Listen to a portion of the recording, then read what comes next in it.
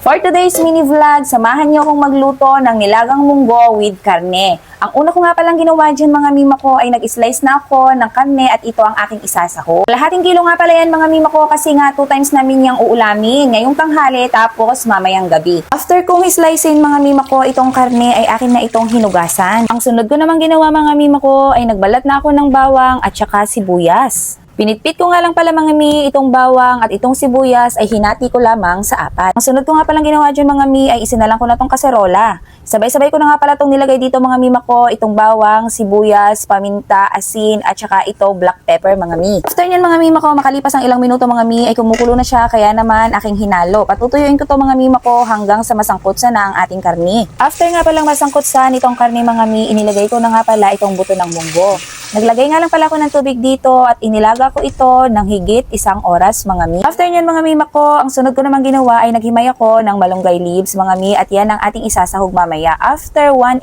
hour mga mima ko na pagpapakulo mga mi, lumambot na nga pala itong karne at saka itong buto ng munggo. Naglagay nga din pala ako dyan ng bagoong na pampalasa mga mi at naglagay din ako ng 3 perasong sili. Bago ko pa makalimutan mga mima ko, nilagay ko na nga rin pala itong 2 pieces na in-slice kong kamatis mga mi. Pinakulo ko nga lang pala yan mga mi ng bonggang-bongga mga mi hanggang sa maluto yung sili at saka kamatis. Nung luto na mga mima ko, inilagay ko na ang dahon ng malunggay. Hinalo-halo ko nga lang pala yan mga mi. Sa loob ng 2 minutes mga mima ko ay naluto na ang ating dahon ng malunggay. So hanggang dito na lang ang ating mini vlog. Sana nag-enjoy kayong panoorin ang aking nilutong munggo and see you on my next one. Bye!